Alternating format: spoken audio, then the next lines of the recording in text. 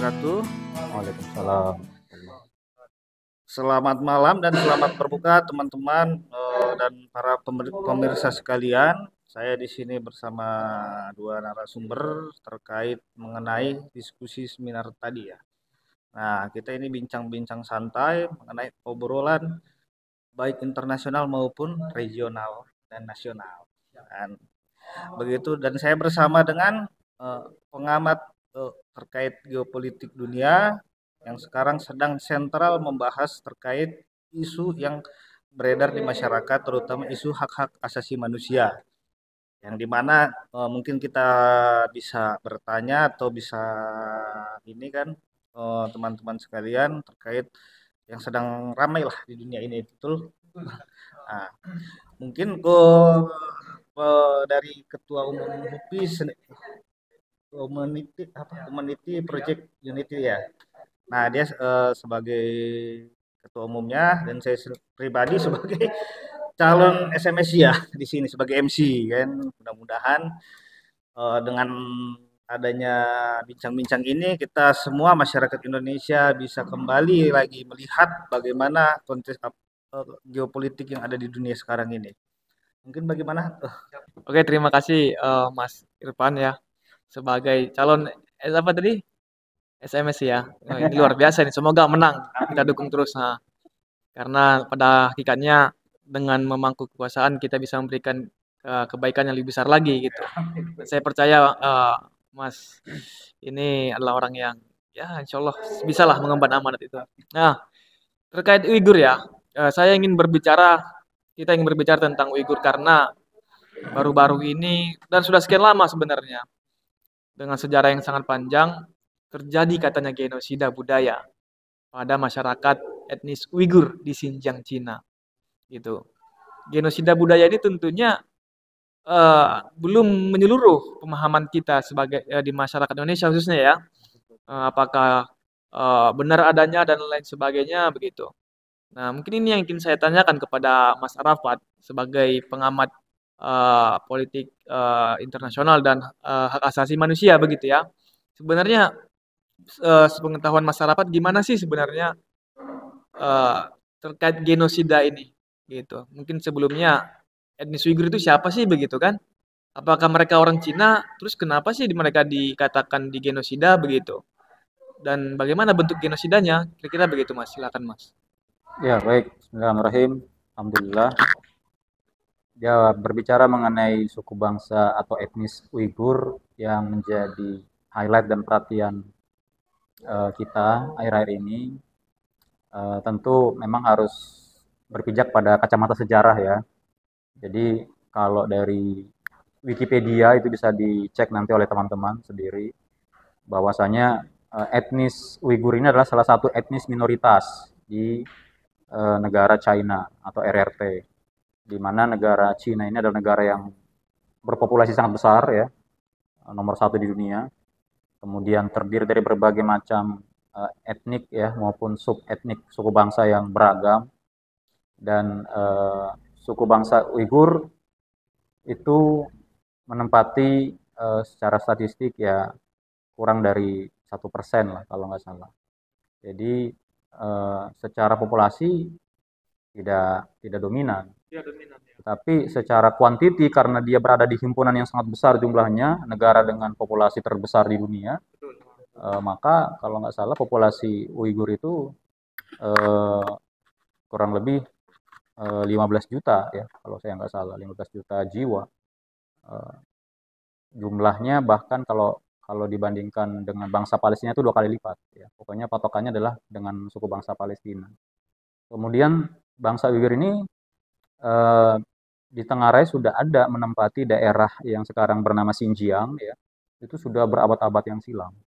Ya, bahkan ada yang mengatakan itu sejak di abad ke-5 ya. Sebuah teori mengatakan abad ke-5, tapi kita ambil moderatnya lah abad ke-8, abad ke-9 sudah mendiam. Ya, tentu di dalam jazirah yang sama karena land-nya China itu gede ya. Kan di situ juga sudah ada peradaban Cina kan. Ya, kalau Cina itu kan sebelum Masehi juga sudah ada. Nah, artinya kalau bicara tua-tuaan ya tetap lebih tua suku bangsa yang mendiami di sana, suku bangsa China.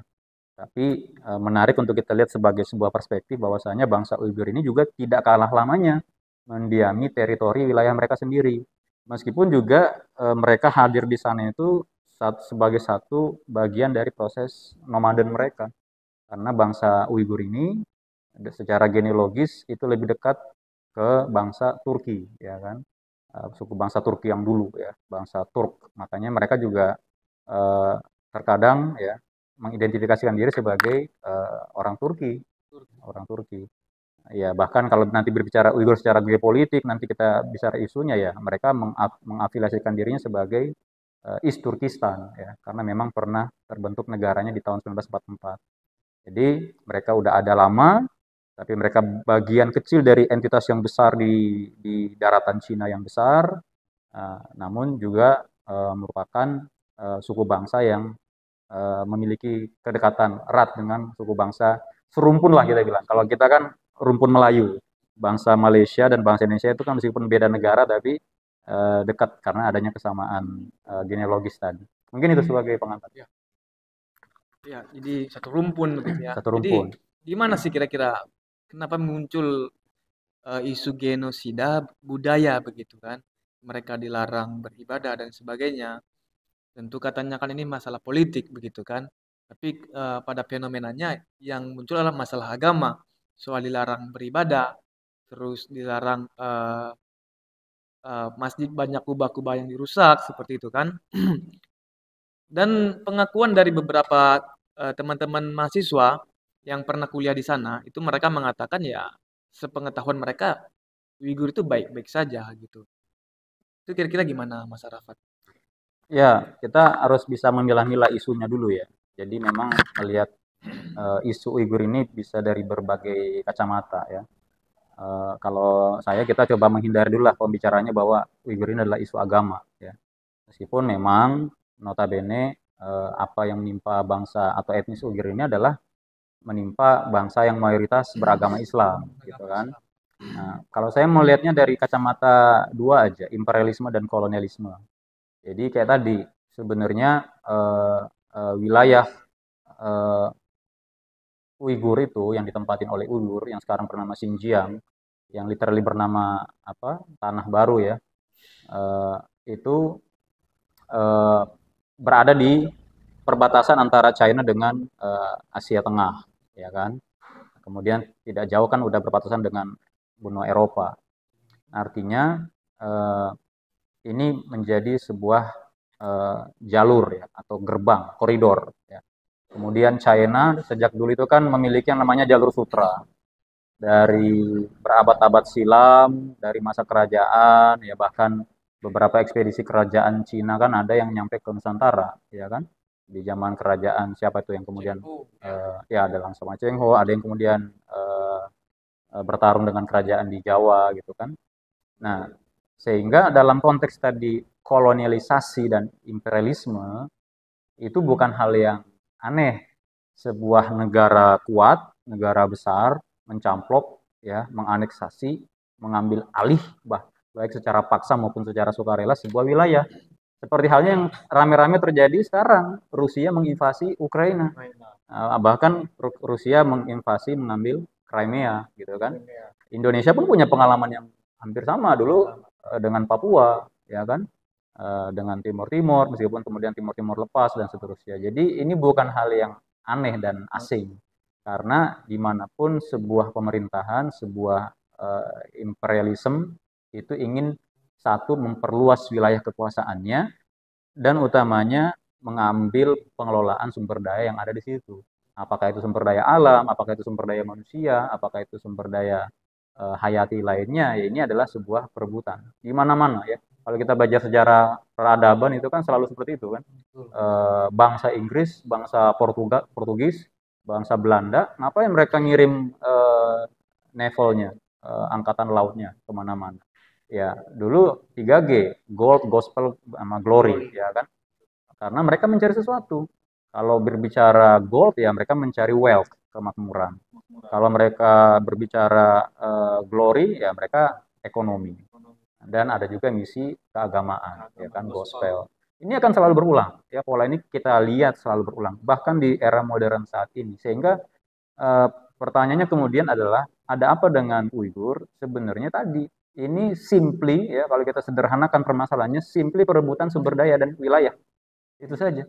Oleh sebuah hegemoni kekuatan yang sekarang menjadi salah satu negara terbesar di dunia, ya, yang hanya 2 negara terbesar itu adidayanya terhadap wilayah tetangganya atau wilayah di dalam cakupannya sendiri yang memang pernah bergejolak, tetapi ya telah dikuasain de facto dan de jure seperti itu. Sehingga ya kemudian kalau kita berbicara isu sempalannya, berbicara agama tadi, ya berita bahwa adanya masjid yang dirubuhkan, kubahnya dihancurkan, kemudian pelarangan hak-hak kebebasan beragama, itu bisa juga dilihat sebagai ekses dari pencaplokan tadi, ya kan?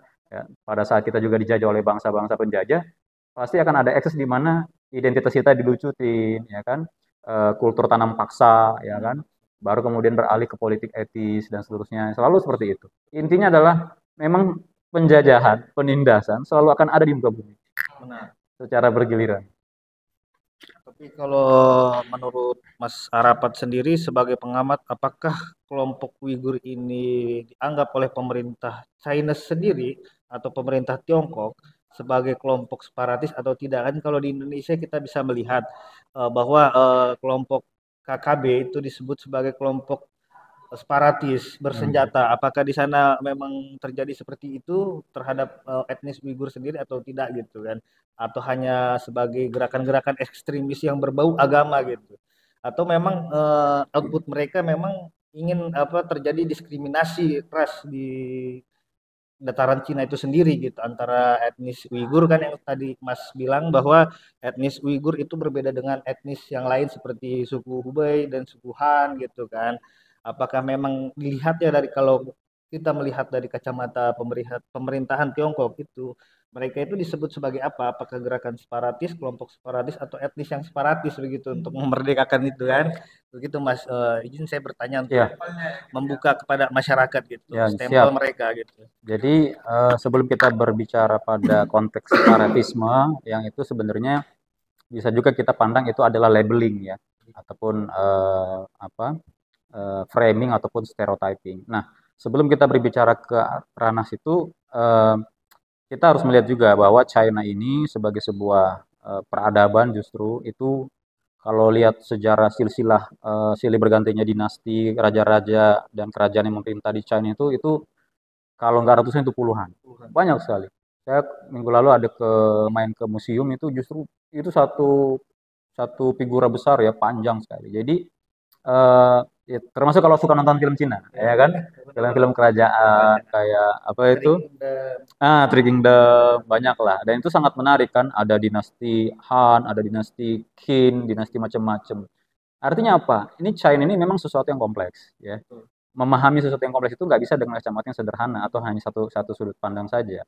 Nah, Cina ini tadi mereka sejak lama itu memiliki dinamika dan tantangan sosial mereka sendiri sebagai sebuah bangsa, ya. Bahkan persatuan atau penyatuan China itu yang dimotori oleh salah satunya adalah terbangunnya tembok besar Cina misalnya kan, itu kan baru terjadi di abad keberapa gitu kan, berabad-abad setelah bangsa-bangsa di Jazirah Cina itu sudah ada. Jadi selalu ada pergolakan. Nah, sehingga ini baru masuk kenapa kenapa kemudian suku bangsa Uighur mendapat stigma, wah ini mereka melakukan gerakan separatis. Nah, karena minimal ada dua faktor sejarah yang harus menjadi acuan kita. Pertama, tadi faktanya bahkan di tahun 1933 sudah pernah berdiri Republik Islam East Turkistan. Kemudian di 1944 berdiri lagi Republik East Turkistan yang konon kabarnya lebih bersifat sekuler. Nah, ketika dalam sebuah wilayah yang berdaulat, ya kan, ada sebuah provinsi, ya, atau daerah bawahan, ya, yang pun meskipun sekali lagi itu memang dulu pernah menjadi wilayah asing, tapi kemudian dianeksasi, tapi kemudian dia seolah-olah memberontak untuk memerdekakan diri, ya wajar dong dicap sebagai separatis. Ya, akan halnya kita pernah sejarah dengan GAM, dengan Papua dan lain sebagainya. Nah, ini fakta sejarah yang pertama. Kedua, dimanapun ya dan kapanpun sebuah negara pasti tidak ingin kehilangan wilayahnya. Kita tanya, ada nggak negara yang mau kehilangan wilayahnya? Waktu Indonesia kehilangan Timur Timur aja, pemerintah dihujat, ya kan? Meskipun tentu ada latar belakang dan ada banyak cerita di balik lepasnya Timur Timur tersebut. Jadi tidak ada negara yang ingin kehilangan wilayahnya. Nah, sehingga apa? Ada kemudian menjadi policy, ya, arah kebijakan. Dari policy diturunkan menjadi suatu produk-produk hukum yang lebih mengikat, ya. Dan Cina ini lagi-lagi sebagai sebuah subjek atau objek pembicaraan memang menarik, ya. Meskipun mereka negara komunis misalnya, tapi di era modern ini mereka berhasil menerapkan satu negara dua sistem. Secara politik mereka kuat secara laksana demokrasi komunismenya, ya, karena memang dimotori oleh PKC, Partai Komunis Cina. Tapi secara ekonomi, ya, dan dunia sudah membuktikan everything made in China, ya, semua itu seolah-olah dibuat di Cina, ya, karena mereka menerapkan prinsip-prinsip kapitalisme. Lebih hebat daripada Barat menerapkan prinsip-prinsip kapitalisme dalam hal apa? Membangun industri mereka, berawal dari industri manufacture. Jadi nggak heran Cina bisa semaju sekarang. Nah, kembali ke labeling separatis, ini sebelum loncat ke situ artinya ini banyak episode yang harus kita telaah dulu, ya kan? Ini bisa dilihat tadi dari kacamata aksi reaksi, ya. Bagi native orang suku bangsa Uighur yang merasa saya berhak merdeka juga, ya. Ya, itu wajar bagi suku bangsa itu, sebagaimana halnya Indonesia perjuangan revolusi kemerdekaan kita ketika Bung Karno, ya, dan para tokoh-tokoh lain kan dicap penjajah dicap separatis juga oleh para penjajah Belanda. Kan gitu ya. Jadi ini sudut pandang. Tetapi nah yang nanti akan kita bicarakan ya bagaimana kita menghindari ekses-ekses buruk dari dinamika politik sosial dan tentu juga isu-isu geopolitik ya internasional terkait keberadaan suku Uighur dan apa yang menimpa suku bangsa Uighur sebagai satu etnis minoritas, dua mayoritas mereka adalah umat Islam, ketiga berasal dari wilayah yang teraneksasi, gitu. Jadi Mas Arapat, perkembangan dunia sekarang kan khususnya dunia Muslim gitu ya, dunia Islam dalam menanggapi isu genosida ini berbeda pendapat begitu kan. Khususnya ya Indonesia sendiri juga tidak tegas menyatakan pendapatnya. Dari negara-negara tetangga di Arab sana juga tidak berani tampil untuk membela begitu. Yang mana kita ketahui dalam Islam khususnya begitu ada slogan ya apa ya slogannya itu Ukhuwah Islamiyah begitu. Ukhuwah Islamiyah, persaudaraan Islam. Artinya ketika ada satu saudara yang ditindas, semua merasa tersakiti gitu kan. Seperti sarang tawon gitu ya, tawon ya. Ketika tawon itu disengat, dia akan melawan gitu. Kompak begitu. Tapi ketika dia tidak diganggu, maka dia akan memberikan kebaikan-kebaikan begitu. Jadi gimana sih sebenarnya kenapa kita dunia Islam sendiri seakan-akan bungkam, kira-kira begitu, Mas Harapan? Ya pertama kita mesti melihat realita ya. Pasca 1923 runtuhnya kekhalifahan Turki Utsmani ya, yang merupakan peninggalan terakhir dari Imperium Islam, memang itu diikuti dengan gejala banyaknya lahir negara-negara Muslim baru, ya kan, di Jazirah Arab, ya, di benua Asia, di Asia Tengah, ya, dan lain sebagainya. Sehingga kondisi yang kemudian terjadi adalah bangsa yang mayoritas Muslim utamanya justru semakin terkotak-kotak. Ambil contoh, ketika terjadi perang Yom Kippur ya terhadap Israel, beberapa negara Arab menyerbu Israel. Yang kalah siapa? Yang kalah negara-negara Arab. Kenapa itu terjadi? Nah, nanti kita jawab. Contoh kedua, ketika Afghanistan diserang oleh Uni Soviet. Afghanistan negara Muslim, ya kan? Diserang oleh negara non-Muslim Uni Soviet. Meskipun di situ juga banyak pergolakan, perlawanan, tapi yang ingin saya garis bawahi, apakah bangsa-bangsa Muslim memiliki soliditas ya dan kebersamaan dalam menyikapi penjajahan yang menimpa satu negara atau bangsa Muslim yang lain. Nah, sehingga apa yang kita bisa ambil benang merahnya? Sekat-sekat nasionalisme ini memang satu sisi menjadi kungkungan, menjadi pemisah. Nah, sehingga lahirlah reaksi-reaksi yang kemudian mengambil tema pan-Islamisme. Ya, itulah yang dimotori oleh misalkan Jamaluddin Al-Afghani, ya kan? Kemudian banyak tokoh-tokoh muslim lain. Apa spirit dari pan-Islamisme? Spiritnya adalah meskipun kita berbeda-beda negara, tapi ketika kita umat Islam diganggu, kita memiliki kepentingan yang sama, kita harus bersatu padu. Dan ini pun mendapatkan perlawanan, pertentangan yang tidak kalah hebat dari dunia barat. Lahirlah teorinya Samuel Huntington, ya kan? Clash of Civilization, bahwasanya pasca Uni Soviet runtuh, di mana pijar komunisme ada di Uni Soviet, kemudian negaranya runtuh, dianggap dunia yang waktu itu persaingan antara perang dingin antara ya blok timur dan barat, ya, kapitalis sekuler melawan komunis, komunisnya hancur, maka kata Huntington ya musuhnya sisa satu, Islam katanya kan. Nah, jadi satu kacamata melihatnya adalah seperti itu. Ini efek buah dan ekses dari semakin terkotak-kotaknya, ya, komunitas Muslim internasional ke dalam negara-negara.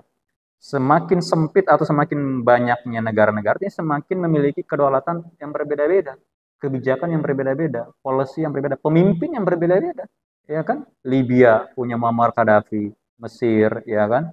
Kemudian Arab pun muncul, ya. Ada istilah yang namanya Arab Spring dan lain sebagainya. Ini menjadi sebuah barrier, ya, sebuah barrier. Nah, kemudian mencoba dinetralisir dengan gerakan pan-Islamisme. Ini pun mendapatkan perlawanan yang sangat hebat. Kemudian kita tiba di era modern, ya, di mana globalisasi itu malah mendorong panggungnya adalah ekonomi. Kalau di era perang dingin itu panggungnya kan ideologi, termasuk ideologi untuk balapan untuk mengirimkan orang keluar angkasa. Nah, itu berganti sekarang panggungnya yang jadi bintangnya adalah ekonomi. Terjadilah persaingan, muncullah negara-negara industrialis yang kuat, Jepang, Korea, Jerman, kemudian Amerika, ya, Inggris, UK, Prancis, China yang waktu itu ketika dunia barat itu sudah maju, itu belum jadi negara maju. Hanya menjadi negara tanda kutip negara babu. Kenapa? Karena tadi mereka menjadi negara tempat pelemparan order-order atau pekerjaan-pekerjaan yang disubkontrakkan dari negara-negara industrialis tadi. Tetapi apa buahnya bagi China? Dia menjadi tahu terjadi namanya alih teknologi, transfer of technology, ya. Terjadi namanya transfer pengetahuan, terjadi namanya peningkatan tenaga kerjanya. Sehingga, nah ini menjadi penting. Nah, saya ingin menggarisbawahi sekarang, sehingga melihat masalah Uighur dalam kacamata separatis, ya lagi-lagi ini simply perebutan kekuasaan, perebutan sumber daya, dan yang kuat, ya, yang menguasai banyak sumber daya akan lebih mudah untuk menang. Dan yang menang akan bisa menulis sejarah. Itulah yang terjadi dengan Uighur saat ini. Karena yang kuat adalah existing atau kelanjutan dari dinasti-dinasti China sampai menjadi pemerintahan modern saat ini, Uighur tidak pernah dianggap sebagai eksistensi etnis yang diperhitungkan, baik sebagai etnis bangsa maupun yang pernah memiliki rekam sejarah sebagai negara. Apalagi negara, ini kan sejarahnya pasti akan ingin dihapuskan oleh negara yang lebih besar itu yang telah mencaploknya. Gitu ya, percaturan dunia global saat ini.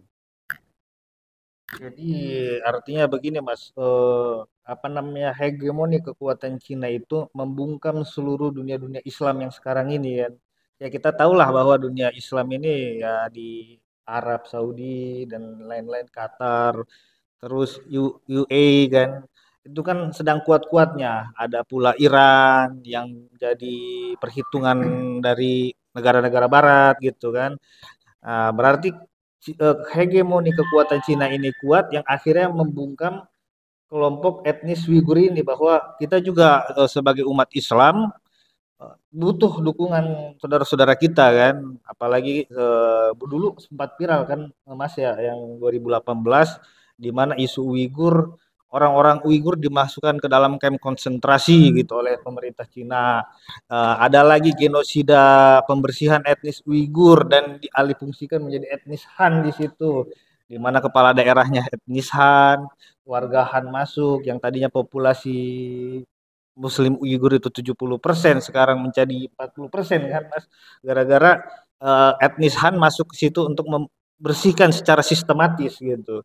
Yang artinya kan dunia Islam ini tidak bisa berbuat apa-apa terhadap Uighur karena pengaruhnya dari ekonomi Cina yang sangat kuat artinya begitu. Nah, bagaimana untuk bisa menyadarkan kelompok dari Islamisme yang tadi Mas sebutkan gitu bahwa ini loh ada saudara kita yang nggak kalah tertindas seperti sekarang Palestina gitu. Nah, Palestina begitu ini kan ramai sehingga sekarang ini kita lihatlah di media barat, di media luar negeri, di media Indonesia sendiri sudah tidak ada lagi yang membahas isu Uighur dikarenakan bahwa isu Uighur itu hanyalah perebutan daerah gitu, perebutan sumber daya alam padahal kan di situ ada pembersihan etnis juga secara hak asasi manusia itu udah melanggar HAM begitu kan di Konferensi Jenewa. Nah, itu bagaimana Mas menurut Mas sendiri sebagai pengamat Uighur kita gitu bangsa Indonesia menyikapi seperti apa sesama muslim agar artinya bahwa masyarakat juga yang menonton hari ini dan yang akan datang tahu anak cucu kita bahwa Uighur itu adalah saudara kita sesama muslim gitu yang hak-haknya dirampas gitu oleh dari negaranya sendiri. Mereka lahir, ari-ari mereka ditanam di situ. Akan tetapi kelompok Islam yang sekarang ini bertekuk lutut dengan konsepnya Cina yang BRI itu ya, yang BRI yang dulu sih dikenalnya One Belt One Rule kan gitu, obor. Nah, itu bagaimana Mas? Artinya kan dunia Islam sekarang ini kita lihatlah kalah gitu kan dengan hegemoni Cina, apalagi investor Cina sudah masuk ke jajaran Timur Tengah gitu, yang artinya di pembahasan-pembahasan OKI pun OKI internasional, isu Uighur pun yang tadi kita seminar kan Mas, disingkirkan gitu bahwa oh ini bukan isu sentral gitu. Padahal kita tahu secara sistematis itu menghilangkan etnis Uighur gitu. Bahkan di Indonesia pun yang sekarang kita terjadi isu konflik di mana-mana gitu di daerah timur Indonesia kan gitu. Tapi tidak menghilangkan etnis mereka, tapi kan Cina sendiri begitu tangan besi lah kita bisa katakan bahwa apa yang terjadi di Cina itu adalah kejahatan kemanusiaan. Betul kan para materi kan. Jadi yang artinya ini bagaimana menyadarkan umat gitu bahwa kita jangan meninggalkan isu ini bahwa isu ini pun termasuk dari saudara-saudara kita yang tertindas yang dari mereka zaman dulu Cina masih kerajaan Three Kingdom mereka sudah ada di situ bertempat tinggal bercocok tanam di situ yang akhirnya sekarang ini konsep kehidupan mereka dirubah secara paksa kan begitu. Dan mereka meminta suara pun kepada dunia nggak ada yang mendengar gitu Mas. Jadi bagaimana gitu kan kita menyikapi hal ini kepada umat-umat yang akan tahu gitu bahwa isu ini masih ada loh gitu Mas. Khususnya Indonesia. Di Indonesia ini udah terbenam ini parah juga ini ya Mas. Gitu sih Mas. Iya, ya baik. Jadi memang berangkat dari hegemoni tadi kan. China ini adalah negara yang sudah memiliki hegemoni yang sudah sangat kuat mengakar, kemudian pasti ingin mempertahankan hegemoni ini sekuat mungkin. Nah, tapi kita harus lihat lagi ke atas ya, bahwa berbicara secara geopolitik tentu ada yang namanya international relationship ya. Ketika banyak negara-negara terbentuk, termasuk negara-negara dari negeri Muslim, ini menciptakan banyaknya kepentingan, kan gitu. Jadi yang menarik ya sekarang itu yang pro Palestina adalah China misalnya. Kenapa China mengambil posisi pro Palestina misalnya? Karena China berhadapan dengan US. US take a side with Israel. Jadi inilah permainan politiknya selalu seperti itu. Musuhnya musuh adalah teman saya. Temannya musuh, apa saya tuh? Musuh juga dong. Nah, dimusuhin. Tapi terkadang tidak sesederhana itu. Makanya memang ada teori yang menarik namanya game teori. Ya. Itu kita harus bisa menerapkan kacamata paradigma game teori itu dalam geopolitik ya. Ya game teori itu sederhananya menyatakan kalau ada dua pihak yang saling memiliki kepentingan ya saling berkaitan kemudian diberikan memperebutkan sebuah prize hadiah maka gimana outputnya apakah kita bagi dua atau saya yang dapat kamu nggak dapat. Nah, dalam banyak pergaulan internasional tadi yang ingin saya katakan, terkadang itu bersifat bukan bukan zero sum game atau bukan winner take all ya. Tapi sebuah negara agar dia semakin mendapatkan posisi dan kekuatan yang strategis, dia harus pandai menempatkan diri dan bermain. Bahkan ketika itu tanda kutip harus bermuka dua ya antara satu negara atau menerapkan standar ganda lah istilahnya. Nah, inilah yang terjadi dengan China. Bayangkan ya ketika Afrika tidak banyak dilirik, China datang ke sana untuk memberikan pembangunan infrastruktur. Itu apa tujuannya? Ya kan? Di luar agenda ekonomi, salah satu agenda terbesarnya menurut saya adalah mendapatkan simpati dan dukungan dari benua hitam. Iya kan? Dan itu terjadi. Nah, jadi mempertahankan hegemoni ini tadi harus mempertimbangkan bagaimana menjaga relasi antara negara kita dengan kompleks negara-negara yang beraneka macam. Dan ideologi di situ bukan faktor pemisah menurut saya. Ya kan? Bayangkan sekali lagi China negara komunis. Tapi secara ekonomi lebih kapitalis daripada negara barat.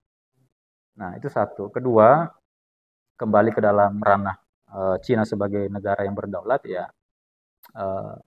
Saya pikir tidak elok juga kalau kita menjustifikasi misalnya terjadinya genosida budaya dan seterusnya tanpa perimbangan ya. Nah, tetapi dari sudut pandang para aktivis-aktivis yang pro Uighur yang memberikan laporan investigasi, bahkan ada yang namanya pengadilan tribunal kalau saya nggak salah di tahun 2022 kemarin ya. Ya memang itu jelas-jelas menyatakan dengan meyakinkan menunjukkan bukti bahwa memang terjadi pelanggaran HAM tadi. Tapi ranah eksekusinya kan di tataran negara. Ya. PBB sekalipun ya yang kita harapkan bisa menjadi wasit atau menjadi arbitrator ya, penengah, itu kan ketika isu mengenai Uyghur digulirkan untuk dibahas dalam sidang umum PBB aja itu tertolak karena tidak mencapai kesepakatan dari para negara forum untuk membahas masalah tersebut. Nah, ya ini juga bisa dilihat sebagai keberhasilan Cina melakukan lobby-lobby politik ya terhadap bangsa-bangsa yang tadi sudah menanam budi kepada negara-negara tersebut dengan berbagai macam cara dan dalih. Nah, ini kan lagi-lagi kita harus bisa melihat pola dan wujud bagaimana sebuah negara mempengaruhi negara lain. Nah, dan ini penting ya. Karena menurut saya sejak 4 dekade yang belakangan ini seiring dengan globalisasi itu dunia sudah menjadi namanya ada teori mengatakan the world is flat ya. Dunia itu semakin datar. Datar itu artinya apa? Dunia itu semakin terhubung ya. Nah, apa yang terjadi di negara Cina kita bisa tahu. Apa yang terjadi di negara kita, negara lain bisa tahu. Ini adalah imbas dari globalisasi termasuk majunya teknologi, ilmu pengetahuan, dunia IT, sosial media dan seterusnya. Nah, tapi kemudian ada juga teori mengatakan the world is have peak and valley ya. Dunia itu diibaratkan ada daerah yang udah puncak tinggi kayak puncak gunung, ada yang masih di lembah. Nah, sebenarnya saya memahaminya kalau kita mengkombinasikan pemahaman itu, maka sebenarnya sekarang kita berada di dunia yang semakin terhubung, semakin datar. Tetapi ketika kita melihat secara global, tetapi ketika kita melihat secara mikro, secara detail, terlihatlah jurang-jurang. Nah, itulah yang terjadi dengan China. Apa yang menjadi atensi kita membicarakan mengenai China, Uighur, HAM dan seterusnya, itu adalah buah dari kemajuan teknologi, imbas dari arus informasi dan banyaknya informasi-informasi ya di era post-truth ya yang menyatakan bahwa begini. Nah, ketika ini menjadi sebuah isu, kadang dia menggelinding seperti efek bola salju. Ketika sebuah isu menghantam sebuah negara, maka negara yang memiliki kepentingan yang lain pasti bisa memanfaatkan isu ini untuk menyerang negara tersebut. Nah, inilah yang sedang terjadi. Selalu ada yang namanya bahasa saya battle between giants gitu kan. Pertarungan battle of the titans misalnya. Pertarungan di antara dua raksasa besar. Ya, dan bahasa peribahasa kita jangan sampai gajah bertarung pelanduk yang mati di tengah-tengah gitu kan. Makanya ya kita harus menggarisbawahi isu apapun yang beredar jangan sampai ini mengkompromis ya kesatuan ketahanan nasional kita. In the end kita berbicara mengenai Indonesia kita. Ya kan? Bahwa kita peduli, kita simpati ya bahwa ada segelintir isu-isu yang terkait norma-norma agama, kepedulian sebagai ikatan ukhuwah Islamiyah, ya itu juga harus kita kobarkan serelevan mungkin. Tetapi ketika ini kan kita bicara geopolitik nih, nah yang harus kita lihat adalah bagaimana relasinya terjalin. Nah sehingga berbicara Indonesia, apa Indonesia dia lakukan? Nah kembali Indonesia punya power apa untuk menginfluence China misalnya? Indonesia punya power apa untuk diinfluence oleh sebaliknya? Bagaimana Indonesia bisakah Indonesia ya mengkonsolidasikan negara-negara ASEAN untuk memberikan pressure ya dan mendorong perubahan policy dari China? Ya minimal relaksasi lah terhadap apa yang ditengarai sebagai wujud penindasan HAM tadi misalnya. Jadi dan ini tadi juga terkait seminar itu menarik kan, saya katakan ya ada state actor-nya ya, government and state affair-nya, dan ini internationally, ada bilateralnya, ada intra-government-nya, nah, ada sosial kemasyarakatannya atau civil society.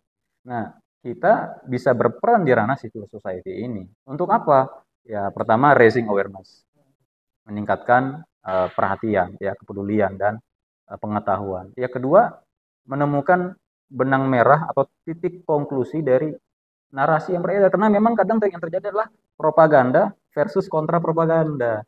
Ya, dan jangan sekali lagi kita menjadi korban di tengah-tengah. Kita harus menjadi penengah. Kalau nggak bisa menjadi penengah atau nggak didengarkan menjadi penengah, ya sudah, perlu ada upaya-upaya lain untuk menjaga atau memberikan dukungan kita kepada suku bangsa yang tertindas tadi. Karena di pembukaan UUD 45 ya, penjajahan di atas dunia harus dihapuskan karena tidak sesuai dengan peri kemanusiaan dan peri keadilan. Ini kan spirit kita, ini kan nilai-nilai yang kita warisin. Belum berbicara sila kemanusiaan yang adil dan beradab di Pancasila kita. Begitu. Jadi menurut saya sih pribadi apa yang sudah disampaikan pengamat Uighur, mungkin di episode selanjutnya pengamat akan membawa terkait buku yang seminar. Buku yang mana ya? Buku yang mana? Terkait judulnya itu kolonialisasi Oh, Cina iya. terhadap Uighur. Nah, ini kan menarik nih, mungkin dari teman-teman penonton sekalian mungkin juga penasaran gitu kan. Ada beredar yang sudah mulai viral gitu kan. Judul bukunya itu kolonialisasi Cina terhadap Uighur. Ngeri kata-kata yang ngeri. Nah itu kan mengerikan gitu. Yang konon kabarnya bukunya dilarang beredar ya. Nah konon nggak bisa beredar ya. Konon kabarnya kan dilarang. Ini udah kayak buku PKI ya. yang diterbitkan komunitas teman-teman aktivis kiri ya, Mas. Nah, buku PKI aja beredar. Ini dilarang beredar ini kan. Mungkin episode selanjutnya gitu. Mas Harapat ini sebagai tokoh pengamat analisis Uighur, tokoh analis geopolitik dunia, terutama yang sedang fokus ya Mas ya terhadap isu Uighur yang Cina ya. Selama ini kan isu Uighur ini udah terbenam begitu, apalagi framing media Barat sudah tidak menyorot lagi gitu kan. Waduh ini kan udah bahaya gitu kan. Padahal di sini terjadinya genosida besar-besaran begitu Mas. Gimana Mas untuk episode selanjutnya mungkin bisa menjelaskan terhadap closing remarknya begini ya. Jadi memang dari judul buku tadi itu yang sangat menarik justru memang adalah kata-kata kolonialisasi ya. Benar, makanya di awal begitu kita buka podcast ini ya saya mengangkat dari sudut pandang kolonialisme. Jadi ini terakhir buat teman-teman ya. Jadi begini, berbicara kolonialisasi ini sesuatu yang sudah ada sejak lama ya. Tadi kita bicara era penjajah gitu kan, dari macam-macam sampai masa depan ya kan akan selalu terjadi. Kenapa? Karena sumber daya alam semakin terbatas. Di mana sumber daya alam atau resource itu menjadi terbatas, akan terjadi perebutan sumber daya alam. Ini sedang terjadi. Meskipun Undang-Undang Dasar kita menyatakan air pasal 33 bumi, tanah, dan udara digunakan. Ya, pada kenyataannya apakah misalkan BBM itu diserahkan pada mekanisme pasar untuk menentukan harganya? Kan tidak. Apa listrik bukan monopoli misalnya. Jadi itu dalam satu negara sendiri. Jadi berbicara kolonialisasi itu pasti berangkat dari adanya perebutan atau keinginan untuk menguasai sebuah resource ya. Karena ke depan orang akan melihat ini semakin scarcity, terjadi kelangkaan ya, energi, ya pangan, dan lain sebagainya. Dan anak muda ya harus bisa melek terhadap itu. Bagaimana misalnya membangun ketahanan pangan dari rumah-rumah sendiri, Betul. cocok tanam dan seterusnya. Nah, kemudian kolonisasi pasti akan menemukan puncaknya. Menurut saya apa yang sekarang kita lihat ini belum menjadi puncak. Makanya tidak heran banyak ramalan mengatakan akan terjadi perang di Laut Cina Selatan. Akan terjadi perang antara Amerika dengan China memperebutkan Taiwan dan seterusnya. Nah, dengan gambar termasuk prediksi katanya ramalan Jayabaya Indonesia akan perang dengan Australia. Nah, jadi kalau dihadapkan pada situasi dan skenario itu ya, kameramen, apa yang bisa kita lakukan misalnya kan? Ya zaman dulu kan terpaksa ngangkat bambu runcing. Betul. Iya kan? Ya sekarang anak-anak bercanda, Belanda masih jauh. Kata siapa masih jauh? Belanda udah depan mata, depan layar HP. Itulah TikTok. Ya kan, bagaimana dari negara yang punya hegemoni kuat tadi, tidak hanya secara industri, tetapi sekarang sudah masuk ke ranah teknologi digital, AI, ya, machine learning, ya. TikTok itu ya dan berbagai aplikasi lainnya termasuk Facebook segala macam itu kan mengumpulkan data kita. Jadi saya pernah diskusi dengan salah seorang pengamat counter terrorism dari Inggris ya. Dia punya diksi yang menarik. Beliau punya paper ya, salah satunya judulnya adalah Data Decolonization. Jadi dekolonialisasi data. Jadi idenya adalah karena sekarang ini hidup kita itu udah nggak ada yang privasi, iya kan? Kita dari mana ke mana, jalan kemana ketahuan sama Intel bernama HP, ya kan? Tinggal orang bisa nge-tap ke datanya, hacker siapapun itu atau yang punya kemampuan itu, kita bisa ketahuan. Ini orang suka belanja apa, suka kemana, suka ngapain aja. Karena itu terjadi namanya justru data kolonialisasi. Jadi jangan lupa, saat ini telah terjadi kolonialisasi data. Melalui apa? Teknologi. Siapa yang menjadi korbannya? Seluruh manusia di muka bumi yang punya HP dan terhubung ke internet. Apa yang menjadi resikonya? Macam-macam. Emangnya teroris menggunakan teknologi untuk mencari anggota-anggota baru? Bukan hanya MLM mencari anggota lewat teknologi. Teroris pun begitu, ya kan? Separatis pun begitu dan lain sebagainya, sehingga countermeasure-nya adalah melakukan data decolonization. Nah, ini menjadi dan tidak banyak, ini mungkin pertama kali kita ngomong ini di forum sosial media. Karena ini masih menjadi kajian-kajian yang juga belum banyak dikaji di Indonesia. Ini menurut kolega saya dari luar negeri tersebut. Jadi ini harus menjadi atensi kita. Kenapa ini penting? Karena bisa jadi ini adalah backdoor, pintu belakang untuk menyerang kita. Dalam strategi perang, misalnya, ya kan, ketika sebuah benteng suatu kota atau negara tidak bisa ditembus dari gerbang utama, pasti orang akan lari kemana? Cari pintu-pintu atau tembok-tembok terlemah. Nah ini bisa menjadi, ya, masalah kenakalan remaja, masalah mabar, masalah apa? Siapa yang bisa menyangka atau bisa membantah? Mungkin nggak itu sebagai sebuah desain sudah dirancang untuk melemahkan, ya. Belum penelitian mengatakan orang adiksi game itu udah menjadi penyakit kesehatan. Belum yang menyatakan bahwa perilaku itu bisa didrive oleh algoritma dan lain sebagainya. Jadi ya makanya ketika melihat sebuah isu ya dalam skala global sekalipun kita harus bisa mengantisipasi dalam skala yang paling kecil, yaitu dari diri kita sendiri.